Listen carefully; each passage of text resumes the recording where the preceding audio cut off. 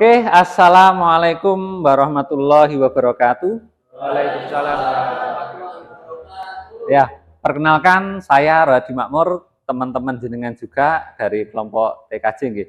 Kemudian saya juga bersama teman kami dari CGP angka 8, yaitu Pak Sarwo Eri Darmayanto.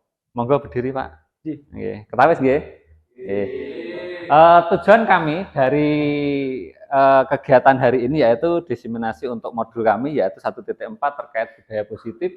Adapun tujuannya, maaf saya agak ke samping ya, biar kelihatan. Tujuan dari diseminasi kami adalah memberi komunitas praktisi itu bisa memahami budaya positif. Untuk yang kemudian, yang kedua, komunitas praktisi memahami keyakinan kelas. Yang ketiga, komunitas praktisi memahami segitiga restitusi. Yang keempat, yaitu mampu mengimplementasikan budaya positif di kelas atau di sekolah. Itu tujuan kami mendiseminasikan. Harapan kami dari materi 3 tersebut bisa panjenengan pahami dan bisa diimplementasikan untuk setiap harinya. Next. Budaya positif. Budaya positif di sekolah itu adalah nilai-nilai keyakinan dan kebiasaan-kebiasaan di sekolah yang berpihak pada murid agar murid dapat berkembang menjadi pribadi yang kritis, penuh hormat dan bertanggung jawab. Jadi di sini adalah untuk memunculkan atau memahami nilai-nilai yang ada atau kebiasaan yang ada pada murid. Jadi diharapkan dari budaya positif itu siswa itu tumbuh dari diri sendiri untuk memahami bahwa ini salah, ini benar dan seterusnya. Nah, cuma itu. Next. Yang berikutnya, perubahan paradigma budaya positif. Membangun budaya positif di sekolah perlu menyediakan lingkungan yang positif juga, nyaman dan aman agar murid-murid mampu berpikir, bertindak, dan mencipta secara merdeka, mandiri, dan bertanggung jawab. Jadi, budaya positif sekolah itu diharapkan ada wadah yang mana untuk menaungi kenyamanan siswa, untuk berpikir kritis, dan lain-lain. Jadi, itu adalah untuk perubahan paradigma di membangun budaya positif. Lazimnya budaya positif dikaitkan dengan disiplin sebagai kontrol, maksudnya kontrol guru terhadap murid. Jadi guru itu nanti hanya mengarahkan, menuntun untuk memunculkan hal-hal budaya positif yang mana bukan guru itu mewajibkan seperti A, B, C, tapi siswa itu ditumbuh atau dirangsang untuk bahwa ini benar, ini salah, sehingga menjadi budaya positif. Next. Ilustrasi. Misalkan di sini ada suatu ilustrasi tentang budaya positif, Anda dan teman Anda akan melakukan kegiatan cobalah buka. Anda adalah A, misalkan si A atau Adi misalkan, tugas Anda adalah mengepalkan salah satu tangan Anda. Coba Anda bayangkan bahwa Anda menyimpan sesuatu yang sangat berharga. Di dalam kepalan tangan Anda perlu menjaga benda tersebut sekuat tenaga. Anda begitu pentingnya untuk kehidupan Anda. Tugas rekan Anda, B, Budi misalkan, itu adalah mencoba dengan segala cara untuk membuka kepalan tangan Anda. Teman Anda, si Budi, boleh membujuk, menghardik, mengintimidasi, memarahi, menggoda, menggelitik, bahkan menawari Anda uang agar bersedia membuka kepalan tangan. Poin yang ditanyakan, apakah Anda atau B membuka kepalan tangan Anda? Mengapa? Apa alasan Anda? Dan B membuka kepalan tangan Anda? Maksudnya begini, ini bukan A atau B, kayaknya A itu.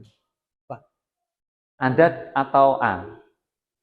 Ya, maksudnya ya. Anda itu A. Ya, maksudnya gini, ketika ada hal yang penting digenggam, ketika Anda digoda, kemudian dibujuk, dikasih uang, karena ini hal yang penting, misalkan aib Anda, itu kira-kira mau apa tidak?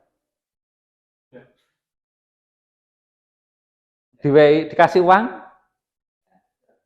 diberi intimidasi, ancaman tak bunuh, misalkan? Mau. Intimidasi. Jadi, kalau memang itu hal yang penting, itu pasti akan dipertahankan.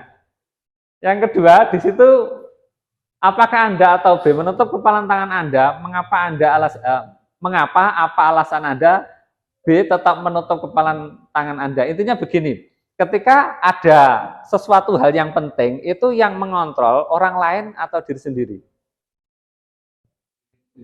Ya, makanya kita nanti akan diilustrasikan bahwa kontrol di seluruhnya itu bukan orang lain tapi diri sendiri. Meskipun ada ultimatum, intimidasi, suap, kemudian dijak guyon ben lali, atau mungkin hal-hal yang lain yang sifatnya untuk merubah pola mindset atau yang lainnya, itu tetap yang mengontrol adalah diri sendiri.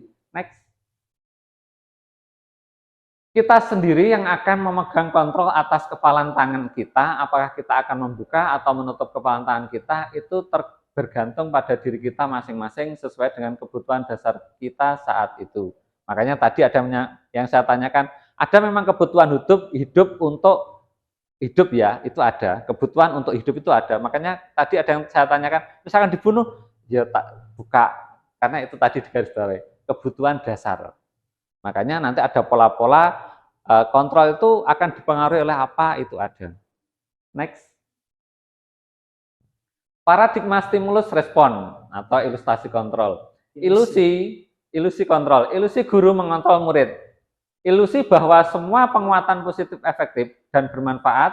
Ilusi bahwa kritik dan membuat orang merasa bersalah dapat menguatkan karakter. Ilusi bahwa orang dewasa memiliki hak untuk memaksa. Ini yang banyak terlihat itu di poin 3 sama 4. Ketika ada kritik yang membuat merasa bersalah, itu akan membuat psikis berubah. Itu yang membuat penguatan karakter di masing-masing orang atau siswa. Kemudian ilusi bahwa orang dewasa memiliki hak untuk memaksa, itu kecenderungannya ketika ada senioritas, itu pasti akan berubah bahasanya paksaan. Misalkan seperti ini, Trik, tolong geser proyektor, itu kan seperti itu. Ada dua hal, mungkin jabatan atau mungkin senioritas, itu ya. Jadi paling tidak ketika ada ilusi seperti itu, nanti kita akan ada namanya stimulus respon dan kontrol yang akan kita pahami di materi ini. Next. Ini ada perubahan paradigma stimulus respon dan teori. Bisa dilihat di sisi kiri itu adalah stimulus respon, untuk yang kanan teori kontrol. Untuk stimulus respon, realitasnya atau kebutuhan kita itu sama ya, kebutuhannya ya mungkin makan, butuh uang, dan lain-lain. Secara teori kontrol, realitasnya kebutuhan kita itu ternyata berbeda. Contohnya, misalkan si A karena dia lebih intens di pendidikan, akhirnya kebutuhannya ya udah sekolah itu intens pendidikan. Yang satunya aku sekolah butuh kerja, berarti basicnya uang. Sama anak nanti juga sama realitasnya sama, butuh hidup dalam kebutuhannya, tapi ketika dipecah-pecah secara kontrol, itu teori kontrolnya akan berbeda. Anak mungkin passionnya di mana, ada mungkin di jaringan sama, di TKJ sama, mungkin di IT-nya mungkin ada yang dijual belinya, itu nanti akan yang membedakan teori kontrol. Kemudian yang kedua, semua orang melihat hal yang sama, itu secara stimulus respon. Akan tetapi secara teori kontrol, setiap orang memiliki gambaran yang berbeda. Podo ndeloke sama, tapi secara teori kontrol itu akan berbeda cara pandangnya. Yang dilihat bagian apanya atau sisi apanya, atau mungkin emosionalnya akan merubah teori kontrolnya juga. Krono ndeloke karo nesu karo wonge akan berubah lagi. Gitu nggih. Yang ketiga, untuk stimulus respon, kita mencoba mengubah orang agar berpandangan sama dengan kita. Ya, karepnya seperti itu. Tapi kalau di teori kontrol, kita berusaha memahami pandangan orang lain tentang dunia. Jadi berbeda. Yang keempat, berperilaku buruk dilihat sebagai suatu kesalahan. Kalau di teori kontrol, semua perilaku memiliki tujuan. Ya mungkin dari sudut pandangnya atau apa, itu pasti akan berbeda. Karena apa? Teori kontrol. Yang berikutnya, orang lain bisa mengontrol saya. Itu secara stimulus respon. Secara teori kontrol, hanya Anda yang bisa mengontrol diri Anda. Kayak tadi, digenggam, siapa yang mempengaruhi? Ya diri kita sendiri. Kecuali ya tadi kebutuhan hidup, saya pengen hidup ya wis diwehne jul lepas. Itu sesuai kebutuhan. Yang berikutnya, saya bisa mengontrol orang lain. Padahal untuk teori kontrol Anda tidak bisa mengontrol orang lain. Nah, itu tadi nanti akan ada cara-cara untuk membangunkan atau membangkitkan intrinsik atau kebutuhan anak untuk bergerak di dalam dirinya sendiri secara mandiri, bukan dikontrol orang. Yang berikutnya, pemaksaan ada pada saat rujukan gagal. Kalau di teori kontrol, kolaborasi, konsensus menciptakan pilihan-pilihan baru. Yang berikutnya, model berpikir menang kalah. Tapi kalau untuk teori kontrol model berpikir menang-menang. Jadi ya lek iso ya ndak ada namanya kalah. Pokoknya kalau kontrol itu targetnya ya logikanya menang. Next. Apa makna disiplin? Next. Ada yang tahu makna disiplin? Ya, sudah dipaparkan. Untuk makna disiplin yaitu sesuatu yang dilakukan seorang pada orang lain untuk mendapatkan kepatuhan.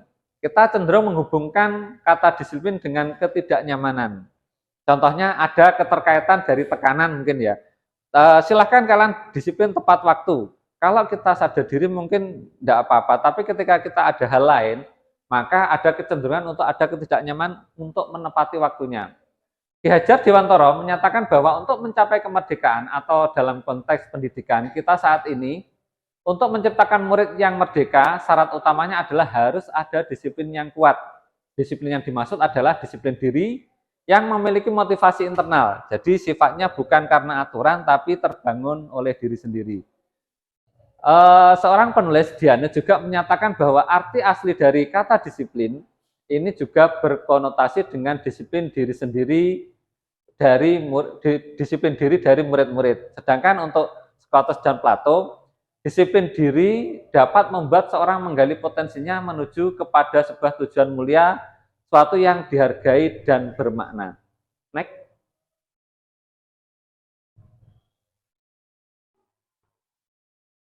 Jadi disiplin dapat disimpulkan adalah kemampuan memerintah diri dalam mengontrol dan menguasai diri untuk memilih tindakan yang mengacu pada nilai-nilai yang kita hargai dengan penuh tanggung jawab tanpa perintah oleh orang lain. Next.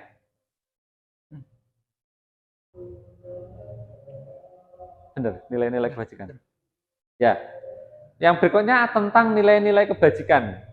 Nilai-nilai yang kita hargai adalah nilai-nilai kebajikan universal, yaitu sifat-sifat potensi manusia yang menjadi tujuan mulia yang ingin dicapai oleh setiap individu, jadi sifatnya umum.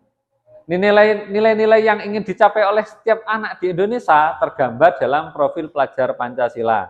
Ada yang masih hafal? Itu tulisannya kecil.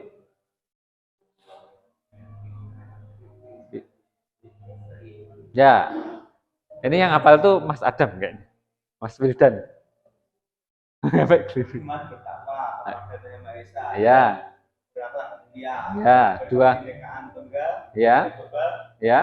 Bergotong royong. Ya. Kreatif. Ya. Nalar kritis. Ya. Mandiri. Ya, terima kasih. Memang apa namanya? Kalau disandarkan tepuk tangan ya. Plus dulu.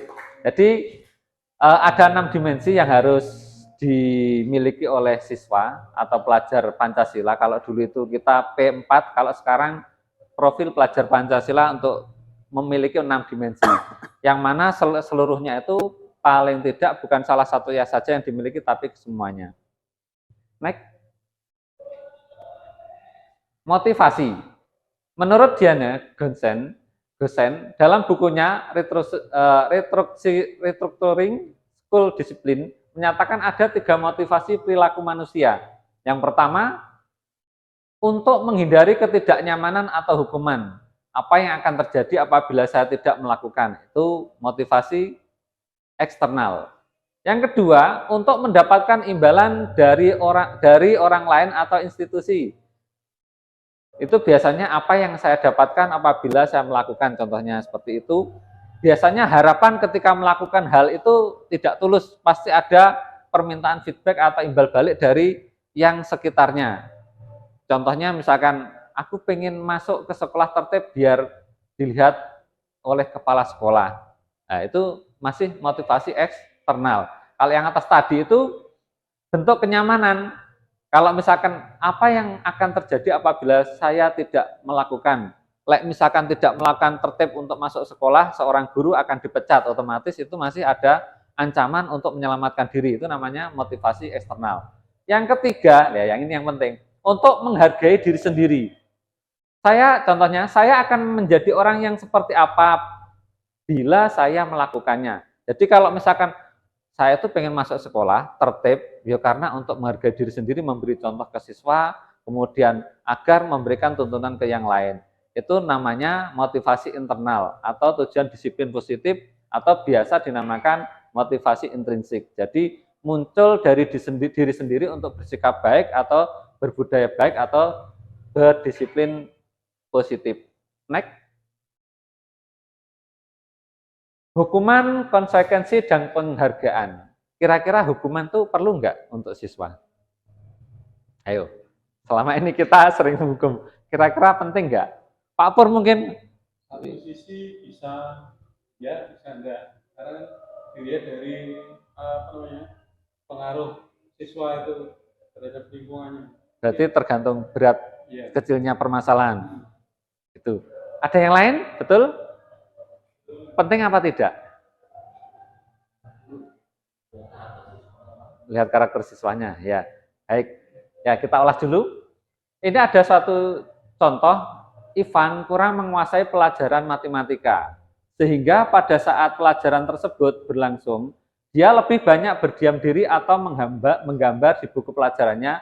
Pada saat guru matematikanya Pak Seno menanyakan pertanyaan, Ivan menjadi gugup dan tak sengaja menjatuhkan tasnya dari kursi, serta tiba-tiba menjadi gagap pada saat berupaya menjawab. Seluruh kelas pun tertawa melihat perilaku Ivan yang bicaranya tergagap dan terkejut tersebut. Pak Seno pada saat itu membiarkan teman-teman Ivan menertawakan Ivan yang tergagap dan malu luar biasa. Dan malahan minta Ivan untuk maju ke depan dan berdiri di depan kelas sambil menunjuk hidungnya karena tidak bisa menjawab pertanyaan Pak Seno. Kelas semakin gaduh dan anak-anak pun tertawa melihat Ivan di depan kelas memegang ujung hidungnya. Yang pertama, apakah Anda setuju dengan tindakan Pak Seno terhadap Ivan? Ya. Mengapa? Karena itu bisa menurunkan mental anak itu. Dia malu kan di depan kelas pada saat dihukum seperti itu. Iya, itu karena ada tekanan sehingga ya betul, karena ada tekanan di batin, karakter itu akan berubah, mungkin menjadi anak yang minder. Itu makanya pola-pola tersebut digambarkan bahwa kita itu mendidik anak secara ramah dan gembira. Makanya ada GSM, Gerakan Sekolah Menyenangkan. Nah, itu target dari pembelajaran untuk kurikulum merdeka. Sehingga itu memang benar tidak layak dilakukan. Yang kedua, menurut Anda, tindakan Pak Seno terhadap Ivan adalah sebuah hukuman atau konsekuensi? Hukuman. Kira-kira enak nggak dihukum? Iya, makanya kita nanti akan belajar arahnya hukuman itu sebenarnya akhirnya tidak perlu, tapi diarahkan untuk sadar diri, siswa itu muncul untuk menyatakan ini benar, ini salah, dan akan memilih solusinya sendiri. Sehingga tidak perlu dihukum, bisa sadar diri, besoknya akan merubah. Itu pun harus dituntun Bapak Ibu Guru. Next. Ini ada kuis. Kuisnya nanti hadiahnya makan duluan yang benar. Makan di luar. Makan di luar. Ya, di luar. Ini ada 3 poin. Tindakan guru terlambat hadir di pembelajaran daring 15 menit dan diminta untuk tinggal 15 menit sesudah kelas usai untuk membahas ketertinggalan pembelajaran. Itu termasuk hukuman atau konsekuensi? Konsekuensi. Ada yang hukuman? Tidak ada. Yang kedua, murid diminta untuk push up 15 kali karena tidak menggunakan masker ke sekolah. Itu hukuman atau konsekuensi? Hukuman. Terpaksa berarti ya. Murid diminta bertelanjang kaki sepanjang hari karena tidak menggunakan sepatu warna hitam sesuai peraturan sekolah. Mana ada yang konsekuensi? Ya, coba ditampilkan jawabannya. Ya, sebenarnya untuk yang poin 3 itu ada arah untuk kehukuman karena ada peraturan. Biasanya peraturan yang di sini itu karena kesepakatan, makanya konsekuensinya kalau ada kesepakatan berarti ya siap untuk dilaksanakan atau dilakukan secara ikhlas. Mas Patrick ada catering, mungkin bisa diambil tadi lewat sana. Oke, next. Niki jenengan nggih. Saya. Iya. Baik. Ini yang berikutnya akan dilanjutkan oleh Pak Eri, teman kami yang satu CGP untuk menjelaskan berikutnya. Ini lanjutan dari saya, nanti session yang terakhir tanya jawab. Semoga nanti terus berjalan dengan baik dan ada manfaatnya. Terima kasih. Terima kasih Pak Rohadi Makmur. Assalamualaikum warahmatullahi wabarakatuh, Bapak Ibu sekalian. Jadi pada hakikatnya materi ini tentu akan membangun pemikiran kita untuk melakukan pembelajaran yang lebih baik lagi. Jadi tadi sudah dipaparkan oleh Pak Rohadiono berkaitan dengan hukuman, konsekuensi sampai pada nanti ada yang namanya penghargaan. Jadi nanti intinya Bapak Ibu akan akan memahami lebih mendalam lagi apa itu hukuman, apa itu konsekuensi, dan apa itu penghargaan. Dan mungkin saja hal itu akan berbeda dengan pemikiran kita selama ini.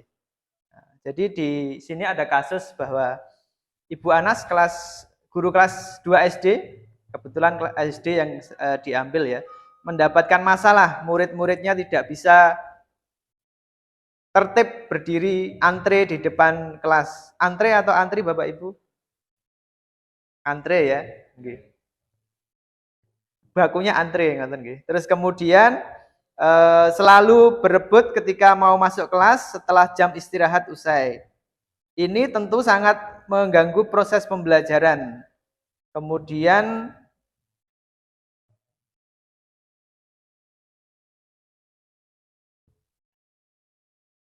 jadi ketika pembelajaran maka tidak tepat waktu. Ibu Anas sibuk menenangkan murid, membutuhkan waktu yang cukup lama. Akhirnya Ibu Anas berpikir cara cepat yaitu dengan mengandalkan stiker bintang. Nah, jadi anak-anak nanti kalau misalkan mau tertib antre, masuk kelas antre akan diberi bintang. Nah, kemudian setelah berlangsung beberapa minggu, akhirnya anak-anak itu ternyata tertib ya, tertib ketika masuk kelas. Tapi pada satu ketika di kasus ini Ibu Anas sakit, akhirnya digantikan oleh Pak Heru, dan kebetulan Pak Heru tidak tahu kebiasaan anak-anak di kelasnya Ibu Anak itu tertib masuk secara antri tadi, terus kemudian diberi penghargaan bintang ya. Akhirnya karena tidak tahu, kembali lagi seperti awal ya, akhirnya kelas juga semakin kacau. Di sini diberi gambaran bahwa berdasarkan teori motivasi yang sudah dijelaskan tadi ya, kira-kira motivasi anak-anak kelas 2 ini tertib masuk kelas tadi apa kira-kira Bapak Ibu? Untuk mendapatkan bintang. Iya, untuk mendapatkan bintang. Karena mungkin bintangnya nanti mau ditukar permen gitu ya, atau mungkin mau diberi hadiah buku atau seterusnya. Kemudian adakah cara lain agar murid-murid kelas 2 bersedia antre di depan kelas tanpa diberi penghargaan bintang? Kira-kira ada apa tidak Bapak Ibu? Ada. Apa kira Bapak? Dikasih statement yang saya membangun karakter anak itu dari ini loh, kalau antri itu seperti ini. Karena kita selama ini kita lihat tuh budaya antri di Indonesia ini tidak ada. Contohnya gini, kita antri di loket kereta api ya. Pada saat harusnya yang antri kalau di luar negeri itu per orang. Iya. Kalau sini kan tidak ditendeng. Antri di depan. Nanti Bapak benora kesel nunggu gini. Padahal 3 orang yang antri. Iya. Kalau dulu ponakan saya di Australia itu antri harus antri. Iya. Orang tuanya atau anaknya harus antri juga. Iya. Tidak boleh dititipkan. Iya, berarti kalau menurut Pak Purwanto intinya bahwa dalam pembelajaran itu kira-kira anak itu harus diberi pemahaman terlebih dahulu untuk mau melakukan tadi ya kebiasaan-kebiasaan baik ya. Nah, akhirnya harapannya nanti ketika turun di masyarakat pun juga akan melakukan kebiasaan itu secara kesadarannya. Selanjutnya Pak. Next. Iya. Ini menurut Elif Khan ya. Jadi mengemukakan bahwa penghargaan maupun hukuman itu adalah cara mengontrol perilaku seseorang yang menghancurkan Bapak Ibu ternyata ya. Menghancurkan potensi untuk pembelajaran yang sesungguhnya. Dan Kohn itu menyatakan penghargaan itu berpengaruh jangka pendek ternyata. Jadi seperti yang tadi kasus terjadi tadi ya, karena diberi bintang, kemudian beralih pada orang lain, akhirnya anak-anak tadi kembali lagi pada kebiasaan semula. Nah, itu ilustrasi yang nyata. Kemudian penghargaan itu tidak efektif Bapak Ibu. Karena apa? Ada pemikiran anak-anak ketika nanti diberi penghargaan, maka saya harus berjuang sekuat tenaga. Nah, misalkan anak-anak nanti kalau misalkan kalian nilainya 80, maka harus akan saya beri hadiah. Jadi motivasi anak itu terbangun karena, saya karena pengen dapat nilai 80 itu karena saya pengen dapat hadiah tadi. Nah, kemudian merusak hubungan. Maksudnya apa merusak hubungan itu kira-kira Bapak Ibu? Jadi ketika anak satunya mampu dan satunya tidak mampu, itu ada gap ya, ada rasa iri, ada kesenjangan gitu. Nah, itu otomatis ya, karena tadi bahwa setiap anak itu punya kemampuan yang berbeda-beda. Bahkan ketika kita waktu IHT kemarin disampaikan juga jelas bahwa anak-anak itu punya kemampuan yang berbeda-beda dan itu bisa merusak hubungan. Kemudian mengurangi ketepatan, maksudnya adalah hal yang kita tuju itu tidak sesuai dengan yang kita harapkan. Mungkin Bapak Ibu di dalam pembelajaran juga pernah mengalami hal semacam itu. Kemudian penghargaan itu menurunkan kualitas, karena tadi kembali lagi bahwa tujuannya bukan karena dia memang benar-benar pengen mampu atau ingin kompeten misalkan kalau di SMK, tapi karena ada penghargaan yang ingin dicapai tadi. Kemudian mematikan kreativitas. Nah, biasanya kalau ATM itu sifatnya memang amati, tiru, modifikasi itu ya. Nah, kalau misalkan kalau dalam teknik itu kan memang wajar. Tapi kreativitasnya akan stagnan pada hal-hal tertentu ya. ATM-nya tidak bisa berkembang. Nah, kalau misalkan dalam pembelajaran praktik ya. Kemudian penghargaan itu sifatnya malah menghukum. Jadi bukan memberikan semangat atau motivasi dalam diri siswa, tapi malah menghukum. Berikutnya, restitusi Bapak Ibu. Bapak Ibu, apa yang akan Anda lakukan bila Anda sudah punya janji bertemu dengan teman Anda, namun ternyata dia juga memiliki janji penting bertemu dengan orang di tempat lain. Kemudian Anda terpaksa naik taksi untuk menemui teman Anda di tempat itu. Terus kemudian kira-kira apakah Bapak Ibu akan meminta teman Bapak Ibu untuk membayar taksi itu kira-kira? Tidak. Kenapa? Kenapa Bapak Ibu? Kenapa Bapak Ibu? Komitmen. Yang komitmen siapa? Anda tadi ya. Nah, gitu ya. Ini kira-kira yang membutuhkan ini Anda atau temannya? Saya tadi ya, Anda atau saya gitu ya.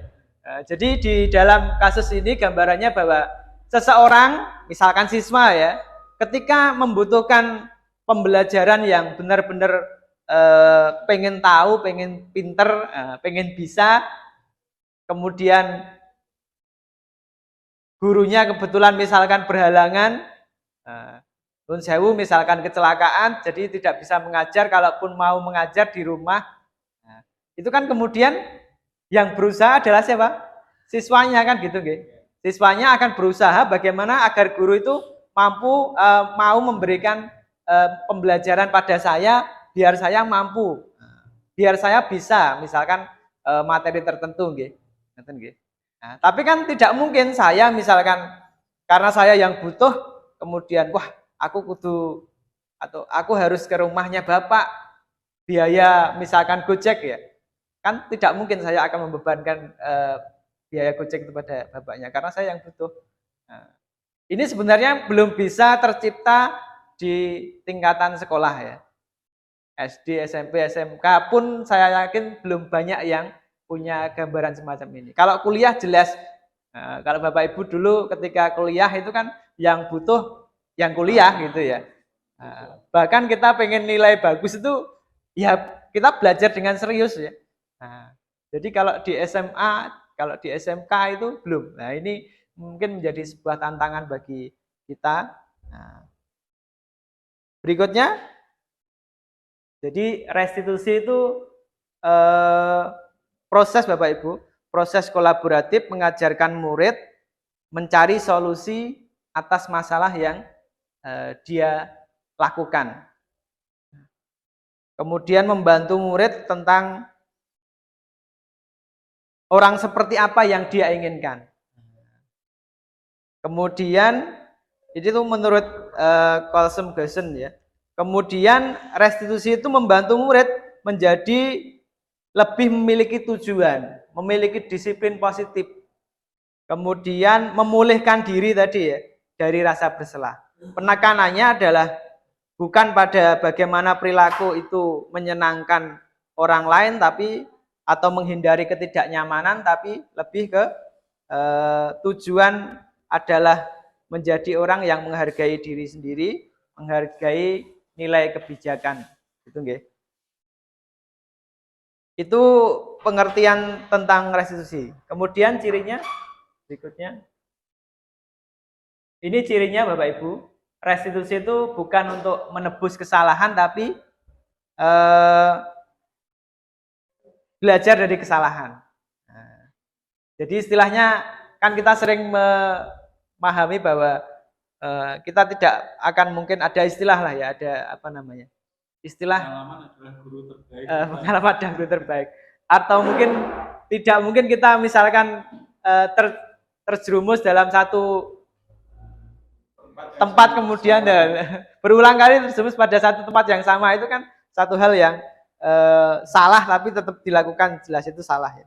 Kemudian restitusi itu memperbaiki hubungan. Jadi kalau tadi penghargaan itu merusak, restitusi justru sebaliknya.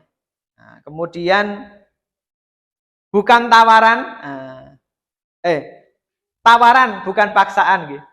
Jadi restitusi itu nanti ada beberapa pilihan yang bisa dilakukan anak-anak, namun bukan paksaan. Jadi anak-anak yang menentukan pilihan itu. Kemudian menuntun untuk melihat ke dalam diri. Jadi introspeksi diri, apa yang dilakukan oleh anak-anak itu misalkan salah, maka dia harus memperbaiki kesalahan itu. Kemudian mencari kebutuhan dasar. Nah, setelah ini nanti kita akan membahas kebutuhan dasar manusia. Jadi secara tidak sadar bahwa kita itu sebenarnya punya kebutuhan dasar yang harus kita penuhi. Seperti yang dijelaskan Pak Rohadi tadi, ada beberapa anak itu punya motivasi ketika belajar itu dengan serius karena memang dia pengen tadi ya, untuk memenuhi kebutuhan dasarnya tadi ya. Kemudian fokus pada karakter bukan tindakan, fokus pada solusi, kemudian mengembalikan murid yang berbuat salah pada kelompoknya dengan karakter yang lebih kuat. Jadi ketika seseorang itu tadi misalkan tadi ada kasus bahwa nggak bisa matematika justru gambar ya, mungkin Bapak Ibu menemukan, kalau Bapak Ibu di TKJ mungkin lebih ke anak-anak ini sebenarnya mampu tidak kalau misalkan di bidang teknik. Nah, kan dulu pernah disampaikan Pak Rohadi bahwa anak-anak itu punya passion ketika belajar TKJ teknik komputer jaringan tuh sebenarnya apa yang mau dia bisa ya, apakah pengen bisa jaringannya, apakah pengen dia memang punya bakat yang lain, pinter desain grafis dan lain sebagainya, tapi sebenarnya dia nggak ngerti jaringan gitu kan, maka harus ada penekanan-penekanan di situ. Nah, yang harus dibangun oleh Bapak Ibu guru kalau misalkan di teknik komputer jaringan. Kalau misalkan di mata pelajaran misalkan dia itu misalkan matematika kok justru gambar karena memang dia sukanya gambar begitu ya. Dan harusnya seorang guru memahami kenapa kok ini gambar begitu ya. Kok nggak memperhatikan. Mungkin kalau kita hubungkan ada juga yang tadi, kalau dulu di IHT kita dikenalkan dengan gaya belajar yang mungkin ada kaitannya dengan itu. Berikutnya, ini kebutuhan dasar manusia Bapak Ibu ada 5. Yang pertama bertahan hidup, kemudian kasih sayang dan rasa diterima, kemudian kebebasan, yang keempat kesenangan, yang kelima penguasaan. Maksudnya apa? Bertahan hidup itu jangan disalahartikan gitu. Jadi bertahan hidup itu ya bagaimana seseorang itu bisa menjalani hidupnya secara baik. Misalkan butuh makan, butuh tempat tinggal, ya dia harus berusaha maksimal agar itu semua tercukupi ya. Ngapunten mungkin bisa sampai juga ngutang, ya, kredit. Nah, itu kan memang usaha untuk bertahan hidup. Walaupun pada dasarnya nanti harus bagaimana utang atau kredit itu bisa terbayar dengan usahanya. Kemudian kasih sayang dan rasa diterima. Di sekolah itu pasti ada salah satu anak yang memang mungkin butuh perhatian gitu ya. Nah, karena mungkin latar belakangnya orang tuanya broken gitu ya, broken home ya. Akhirnya harus dirawat oleh neneknya. Kemudian tingkah lakunya agak perlu diperhatikan. Sebenarnya kalau misalkan kemampuan itu bisa, tapi ada hal-hal atau tindakan yang aneh yang sifatnya kok selalu pengen diperhatikan ya. Tentu tidak semuanya Bapak Ibu guru merasakan seperti itu ya.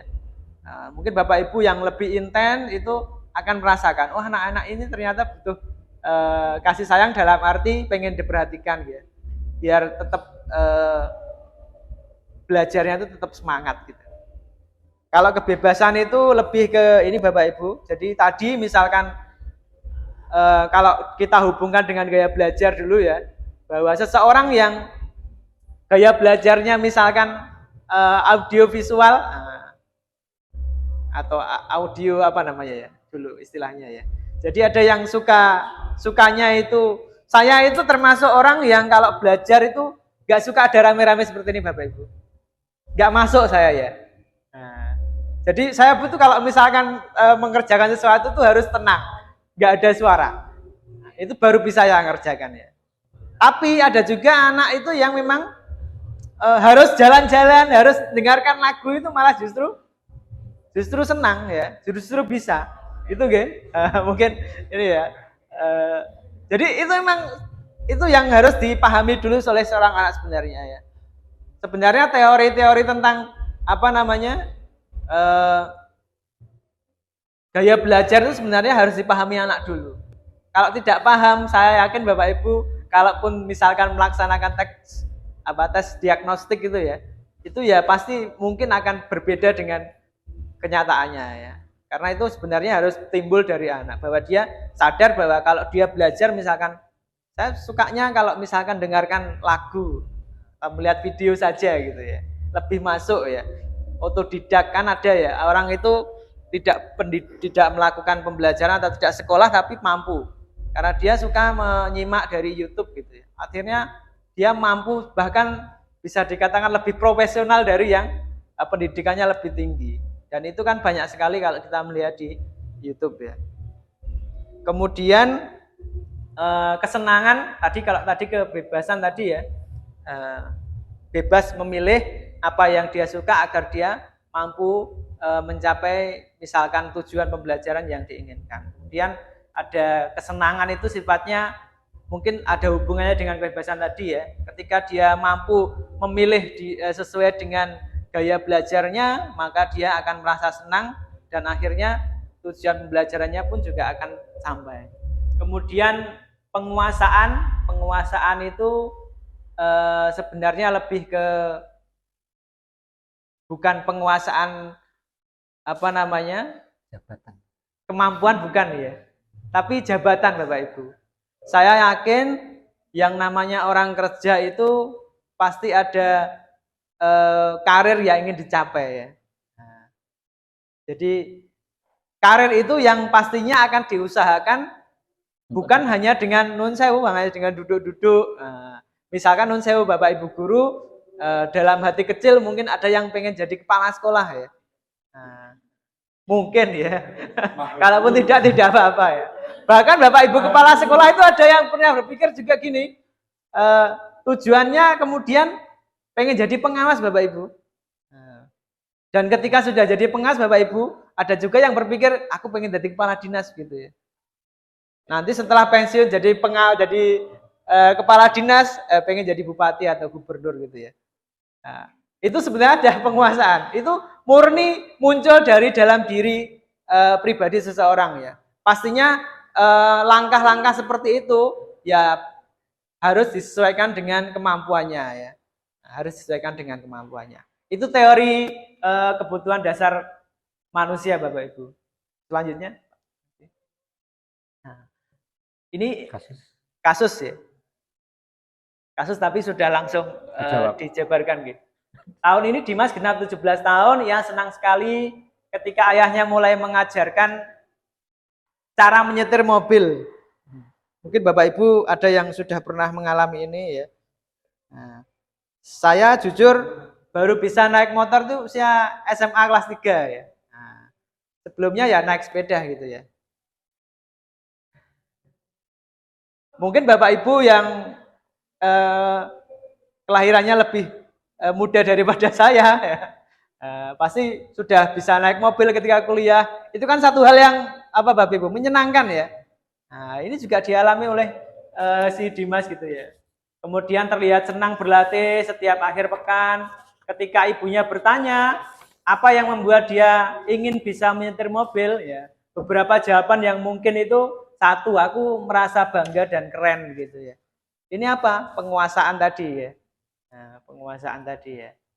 Kemudian biar bisa jalan-jalan naik mobil dengan teman-teman ya. Bisa naik mobil kan nggak ada tetangga, saudara gitu ya. Kalau dulu memang iya ya, sekarang hampir semua punya mobil, alhamdulillah gitu ya.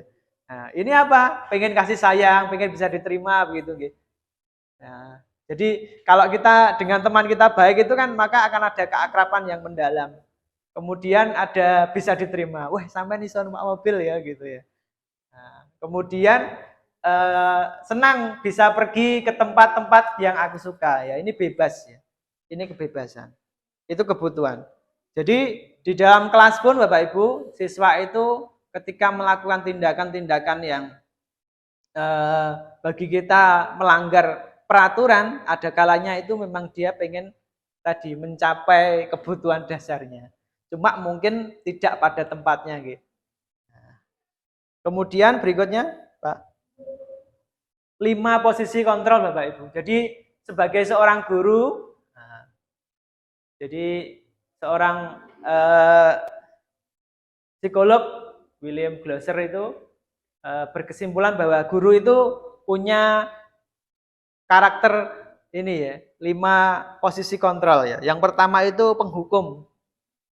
Mungkin Bapak Ibu yang suka piket di depan ketika lihat anak terlambat itu nalurinya menghukum ya. Iya. Ya.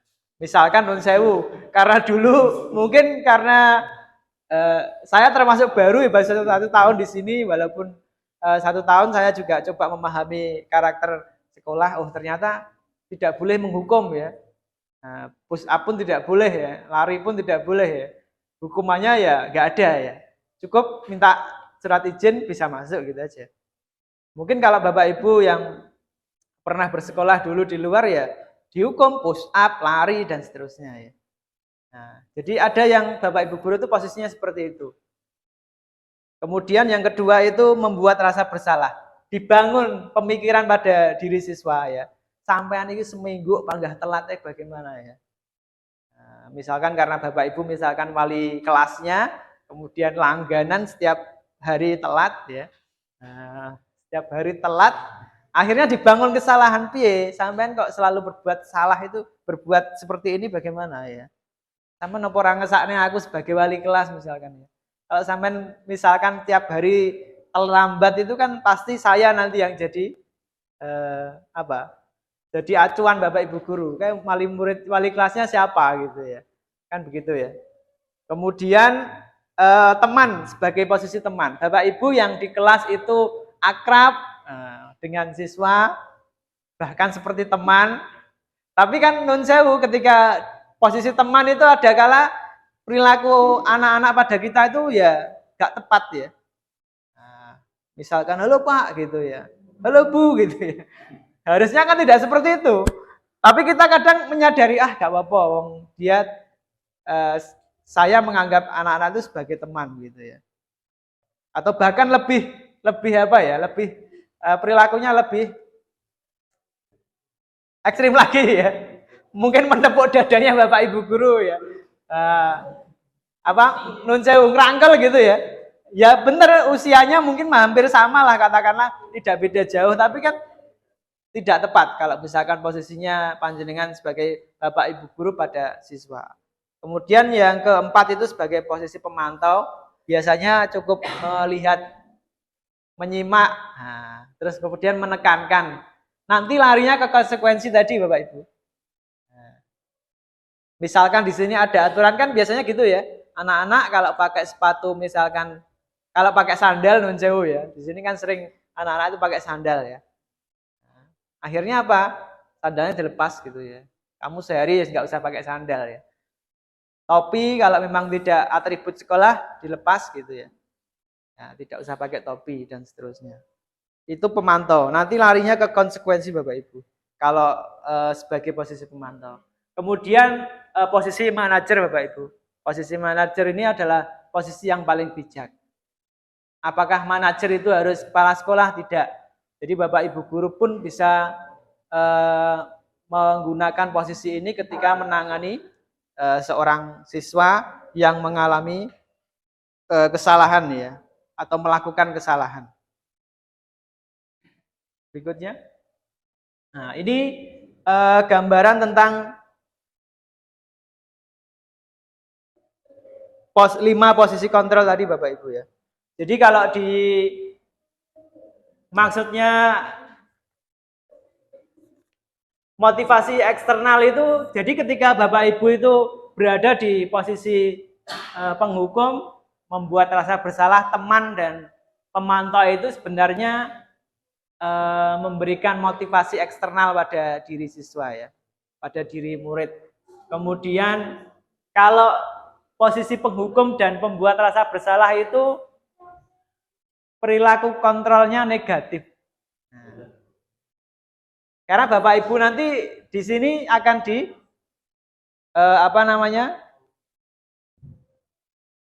akan dilihat oleh siswa. Nun sewu kalau bahasa Jawanya dititeni gitu ya. Nah, selalu menghukum ya, Pak wis mesti ngukum aku ya. Suruh lari, suruh anu ya.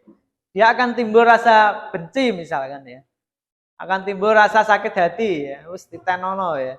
Bahkan nun sewu kalau anak-anak yang bisa melakukan tindakan ekstrim itu kadang-kala bisa sampai menyakiti Bapak Ibu gurunya kan. Nah, mungkin kalau di sini tidak pernah ada. Kalau dulu mungkin di luar di sekolah yang lain itu pernah ada begitu ya. Kemudian kalau posisinya teman dan pemantau itu perilakunya kontrol positif ya. Benar kita mengontrolnya secara positif, tapi ada perilaku-perilaku tadi ya yang tidak pas, tidak tepat. Perilaku posisi yang paling ideal itu adalah manajer. Jadi motivasinya intrinsik, kemudian kontrolnya itu adalah kembali ke diri murid. Nah, kembali ke diri murid. Ini beberapa perkataan atau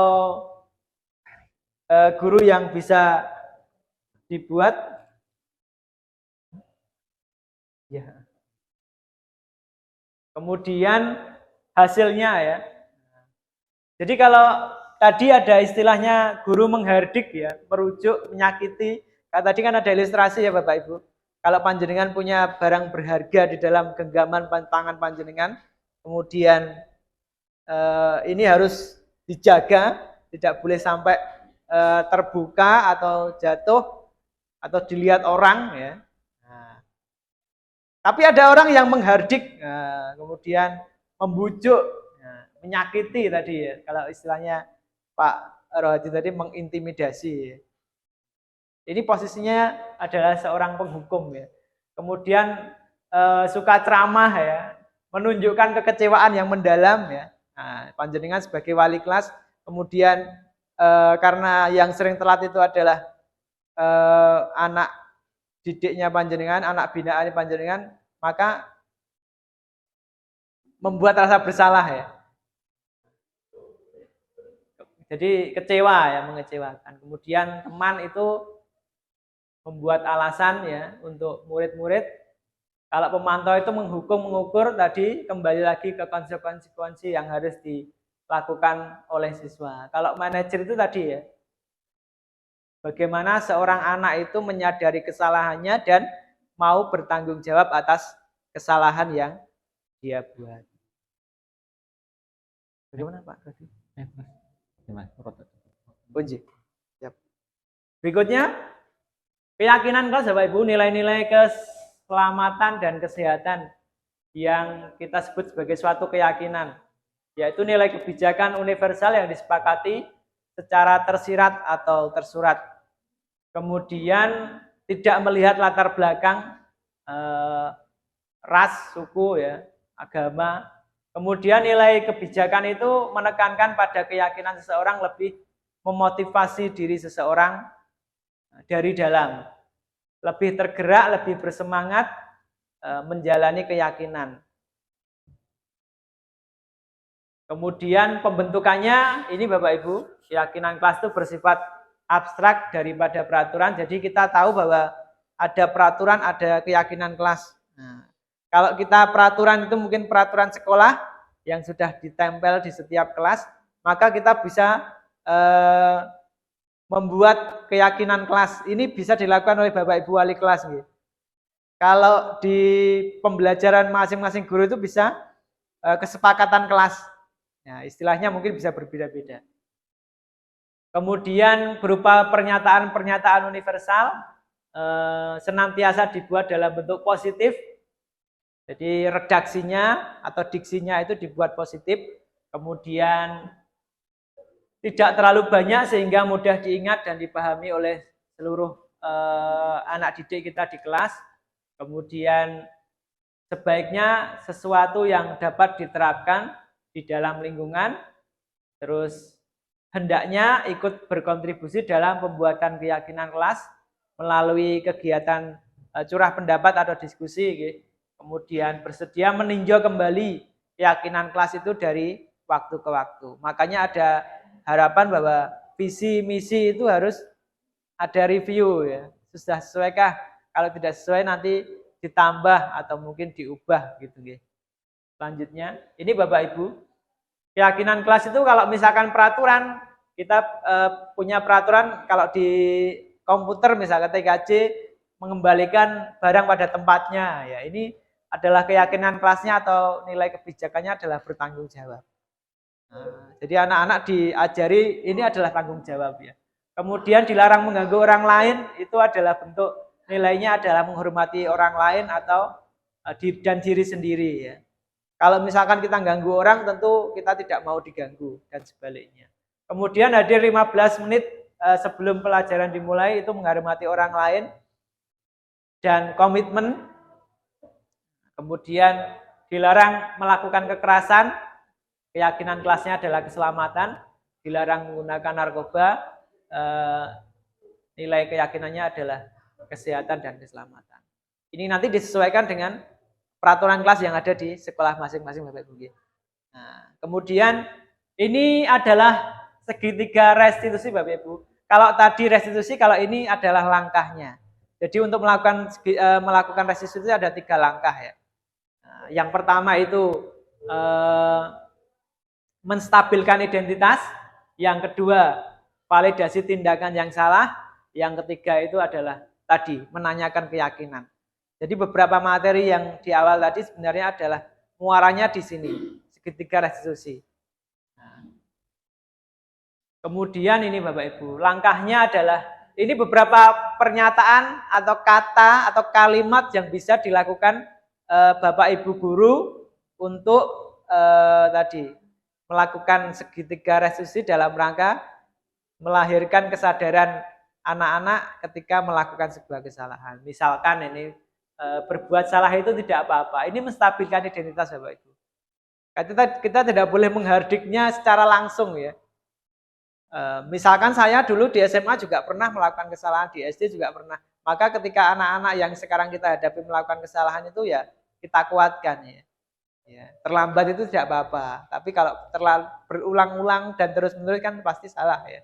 Itu distabilkan dulu. Kemudian tidak ada manusia yang sempurna. Tapi bukan berarti dan seterusnya. Kemudian saya juga pernah melakukan kesalahan seperti itu ya. Kita bisa menyelesaikan ini. Bapak Ibu tidak tertarik untuk mencari siapa yang salah. Misalkan anak-anak berantem itu kan kadang anak-anak bisa mempunyai statement aku yang benar, aku yang salah dan seterusnya. Nah, hal semacam ini kan tentu kalau misalkan kita tindak secara langsung dan tidak cepat akan menjadi permasalahan yang berlarut-larut. Kamu tidak berhak merasa begitu ya dan seterusnya. Berikutnya validasi tindakan yang salah. Padahal kamu bisa melakukan yang lebih buruk dari ini. Misalkan kalau ada anak-anak berantem begitu ya. Nah, tapi berantemnya kalau cewek misalkan cakar-cakaran gitu ya. Dulu kan sering ada ya. Zaman saya dulu SMA juga ada ya. Mungkin kan bisa sampai lebih dari itu ya. Sampai pegang batu di Nun Sewu, dipukul kepalanya begitu ya. Kan ada juga ya. Nun Sewu kan kita sering mengalami ya. Lihat di televisi, di YouTube gitu ya. Dulu pernah ada anak dibully ya. Yang bully bukan murid teman-temannya tapi gurunya juga. Tindakannya apa? Bakar sekolahnya ya. Ya. Dengar Bapak Ibu? Nah, ya itu karena emang dia sakit hatinya luar biasa ya. Karena yang bully bukan hanya teman tapi guru. Sudah. Nah, buatkan bom molotov, sekolahnya dibakar. 3 kelas hangus ya. Nah, jadi ini. Kemudian punya alasan kenapa melakukan seperti itu. Kalau ada anak hanya suka misalkan pelajarannya matematika tapi justru gambar, ini pasti ada alasan. Mungkin dia memang tidak suka matematika begitu ya. Tapi anak-anak dulu ketika masuk teknik itu saya beritahu, jangan menghindari matematika ya. Kamu masuk junior teknik itu pasti matematika ketemu ya.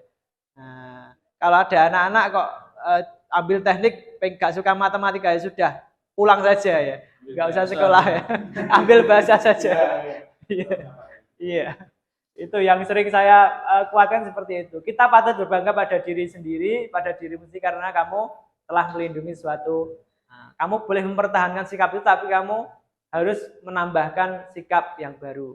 Sikap sama sifat itu beda Bapak Ibu. Jadi kadangkala sifat itu mendominasi seseorang sehingga melakukan hal yang sifatnya, yang sikapnya justru lebih buruk. Selanjutnya, menanyakan keyakinan. Ketika sudah langkah 1, langkah 2 itu dikembalikan keyakinan.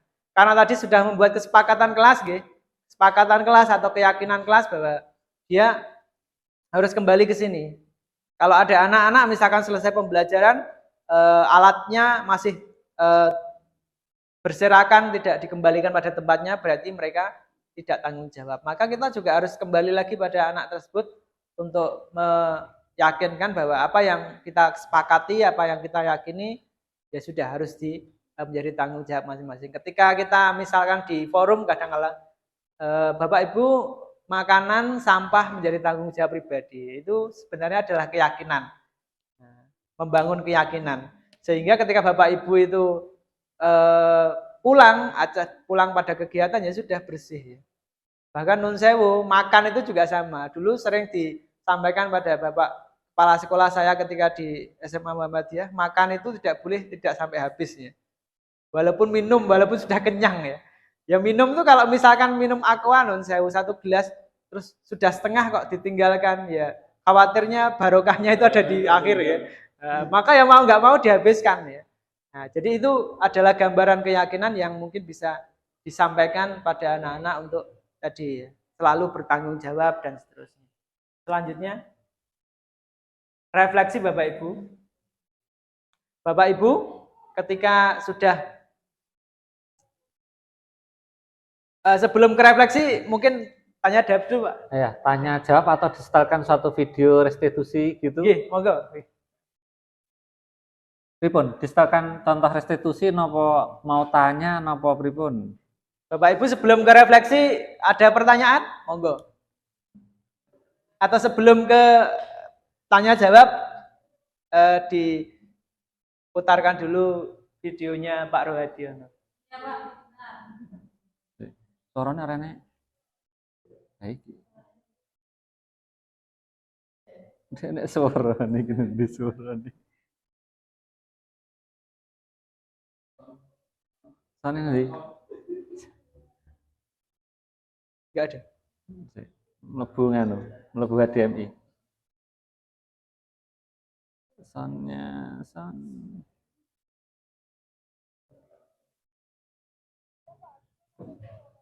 kecil banget ya. Enggak bisa.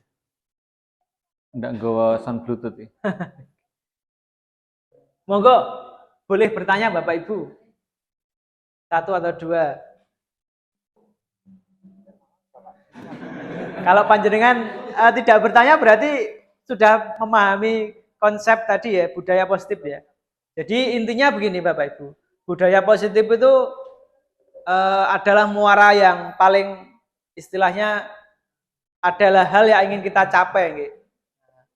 Baik itu dilakukan di kelas dulu, kemudian nanti hakikatnya lebih pada bentuk sekolah. Karena kita kalau ngomong budaya itu kan kebiasaan yang harus dilakukan oleh sekolah. Skalanya lebih besar. Tapi kalau disiplin itu mungkin pada diri, pada kelas gitu. Kemudian beberapa teori-teori yang tadi memang disampaikan mulai dari teori kontrol, kemudian restitusi, kemudian kebutuhan dasar manusia itu adalah hal-hal yang sifatnya melatar belakangi Bapak Ibu. Jadi kalau misalkan memang kita ingin melakukan budaya positif, muaranya adalah di segitiga restitusi tadi. Ketika kita melakukan tindakan untuk mengatasi masalah yang dilakukan oleh siswa, segitiga restitusi ini bisa digunakan agar dalam menangani siswa itu tidak terjadi hal yang tidak kita inginkan ya. Posisinya sebagai apa? Sebagai manajer tadi ya. Mungkin posisi manajer ini memang hal yang ideal, tapi di dalamnya juga memuat sebagai teman begitu ya, sebagai pemantau ya. Nah, jadi kelima posisi tadi itu sifatnya memang sebenarnya sudah mengcover beberapa posisi yang sebelumnya ya. Coba Pak Erik, dengar nggak? Iya, Bapak dengar laporan dari Bapak Ibu Guru Tiket, kamu sering terlambat ke sekolah ya? Iya Pak, Seingat kamu berapa kali terlambat ke sekolah? saya sudah terlambat datang ke sekolah sebanyak 5 kali Pak. Sering terlambat itu suatu kesalahan atau bukan ya salah? Salah Pak. Berbuat kesalahan itu manusiawi masalah. Akan tetapi yang terpenting itu adalah belajar dari kesalahan kemudian berusaha untuk memperbaikinya. Setuju? Baik, mari kita mencari solusinya. Kamu sering terlambat, pasti punya alasan di sekolah atau di rumah ada hal-hal tertentu. Ya. Iya Pak, saya Dengar ya? tadi sampai larut malam. lumayan. Pak, Kamu tahu keyakinan kelas yang kita sepakati. tahu Pak. Kalau terlambat, itu merupakan keyakinan kelas yang dilanggar atau bukan?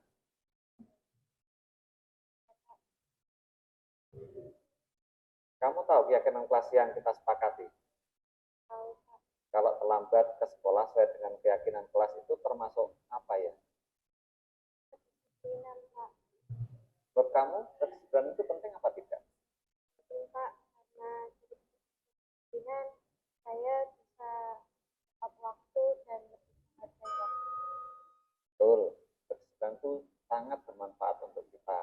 Nanti untuk pembelajaran, untuk hal-hal yang sifatnya kerjaan itu tidak menumpuk. Terutama tanggung jawab. Ya, Pak, saya minta maaf karena sudah terlambat dan atas kesalahan saya yang terlambat itu.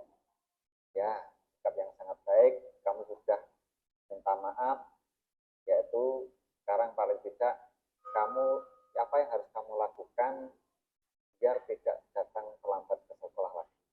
Saya akan cepat tidur dan selalu bermain hati sampai larut malam supaya bisa bangun pagi sekolah tempat aku.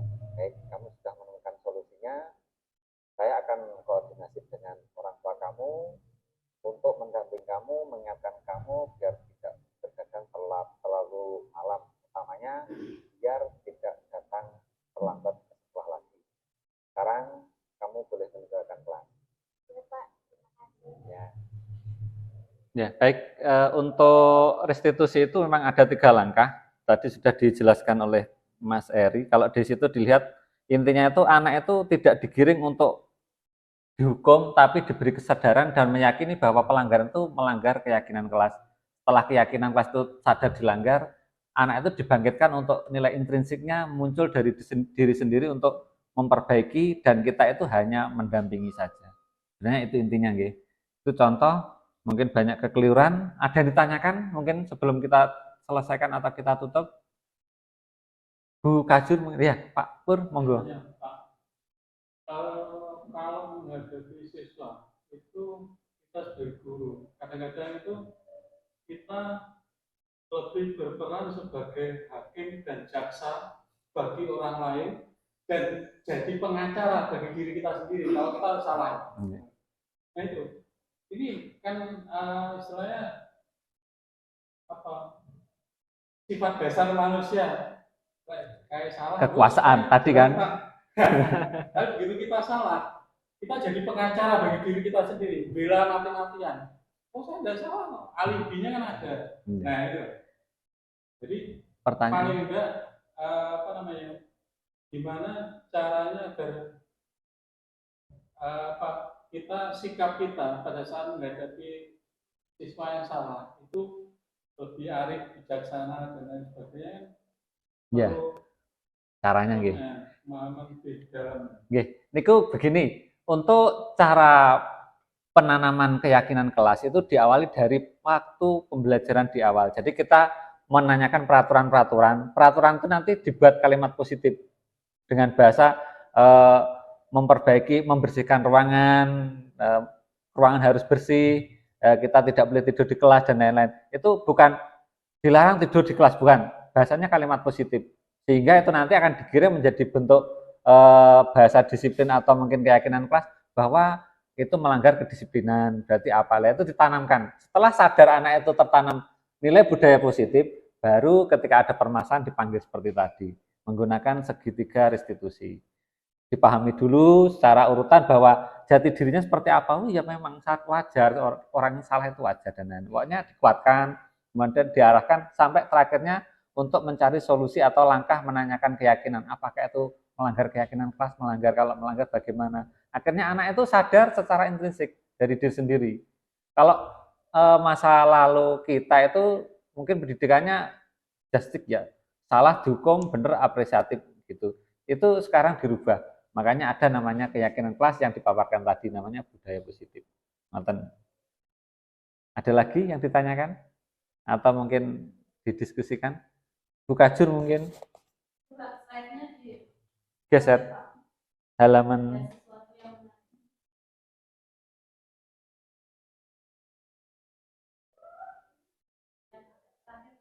Agak terakhir. Refleksi. Oh.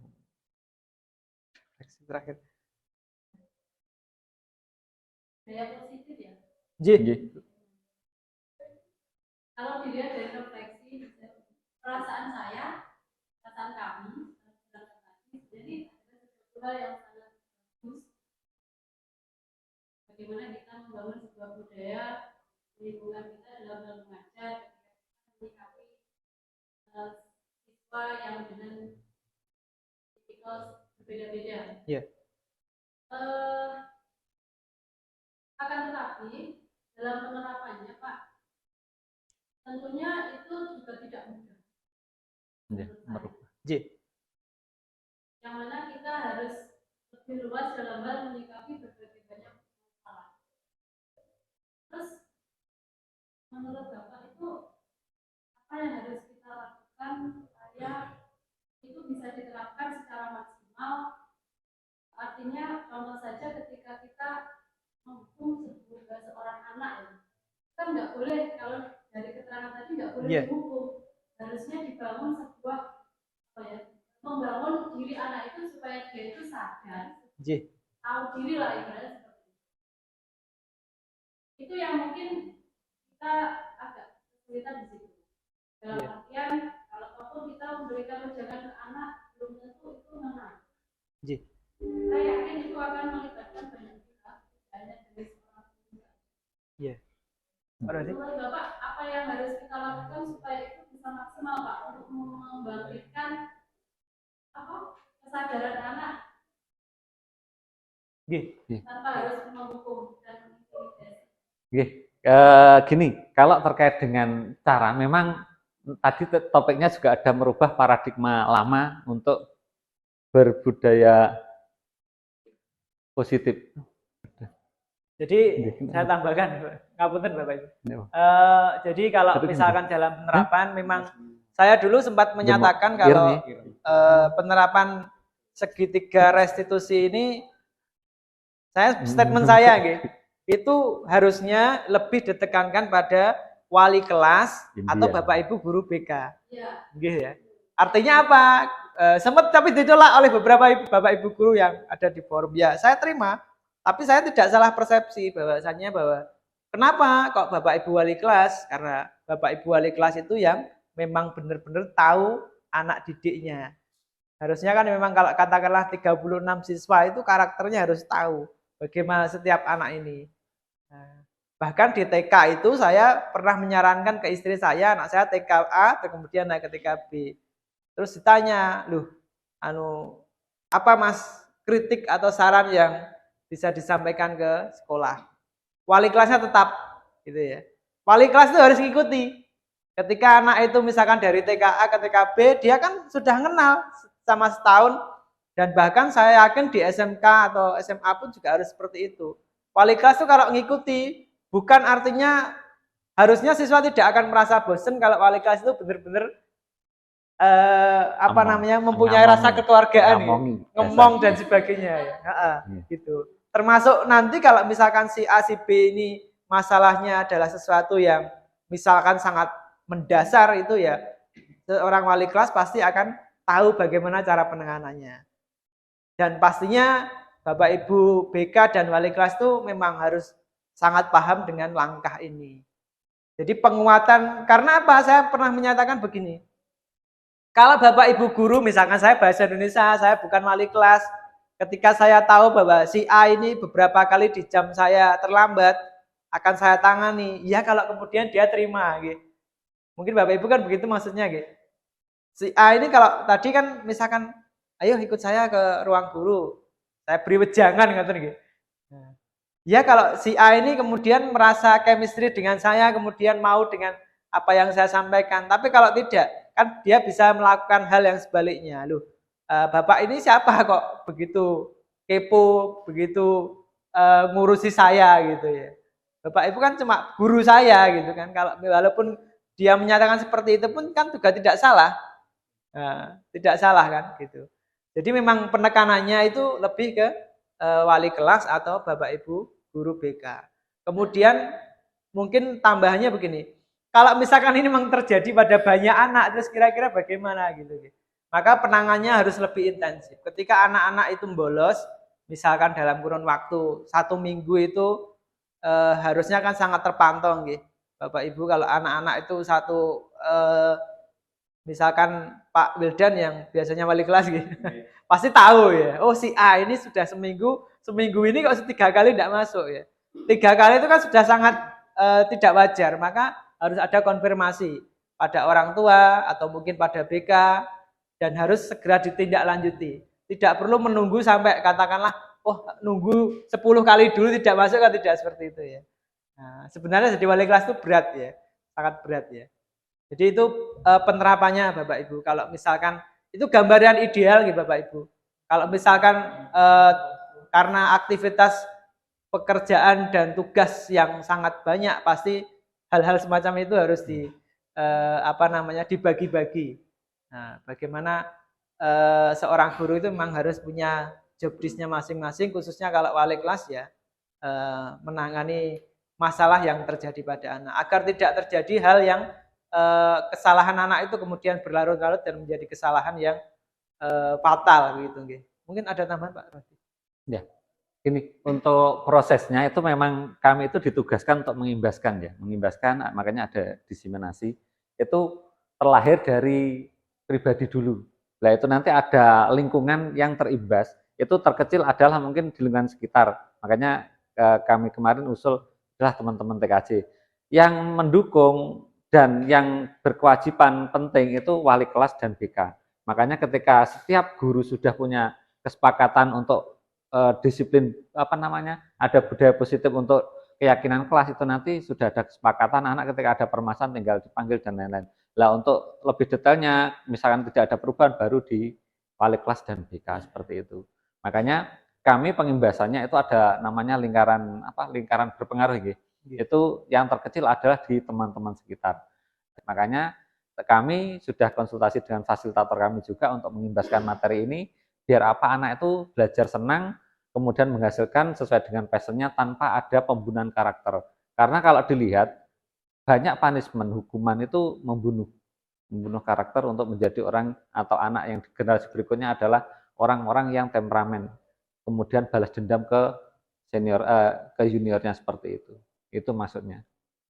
Jadi tuntutannya banyak, mungkin yang berkepentingan juga di sekolah ada tugasnya kayak BK wali kelas, tapi paling tidak di internal kita itu sudah ada materi itu untuk bisa difungsikan atau dimanfaatkan atau diimplementasikan untuk menyikapi di kelas kita masing-masing, seperti itu. Jadi ya tadi contohnya waktu pembelajaran awal ditanya gimana peraturan kita atau kesepakatannya, kemudian jadi keyakinan kelas, seperti itu, digiring pokoknya anak itu. Kalau yakin berarti kalau ada pelanggaran bagaimana lah, itu tanggung jawab anak nanti sendiri. Makanya diajak ngobrol dan lain-lain. Dan kemungkinan ketika mencari solusi, kita mungkin juga guru itu bukan hanya sebagai mentor saja, mungkin ngamati karena dikumpulkan karena diamati, kemudian hasilnya baru disimpulkan sebagai manajer diselesaikan. Atau mungkin menghukum karena mungkin wis terlanjur, itu bisa jadi. Akan tetapi itu dihindari kalau bisa. Ngoten nggih, karena kita juga manusia. Sabar ya nek batasnya jarene ngono. Tapi paling tidak segitiga restitusi itu bisa dijalankan untuk menyelesaikan permasalahan anak seluas-luasnya. Secara intrinsik anak sadar diri, intinya itu. Ngaten, ada yang ditanyakan lagi sebelum kami akhiri? Mas? Mas nggih, kurang lebihnya mohon maaf, kami CGP Angkatan 8, saya Rohadi Makmur dan Pak Sarwo Eri mengucapkan terima kasih. Wassalamualaikum warahmatullahi wabarakatuh. Waalaikumsalam.